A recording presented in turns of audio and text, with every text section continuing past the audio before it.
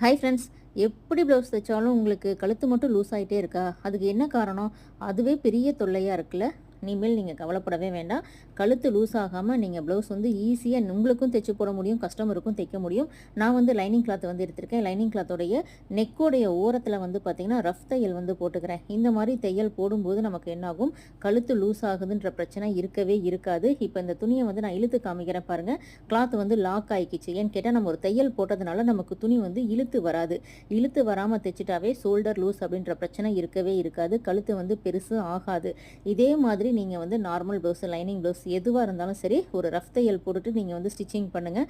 Cloth வந்து lock ஆகிக்கும். கழுத்து லூஸு, ஷோல்டர் லூஸ் பிரச்சனை இருக்காது. இந்த முழு வீடியோவை நீங்கள் பார்க்கணுன்னு நினச்சிங்க அப்படின்னா நம்ம சேனலை நீங்கள் வந்து கிளிக் பண்ணி பாருங்கள். ப்ரொஃபைல் இருக்குல்ல, அதை கிளிக் பண்ணிங்கன்னா உங்களுக்கு வீடியோக்குள்ளே போகும். நீங்கள் இந்த முழு வீடியோவும் வந்து பார்த்துக்கலாம்.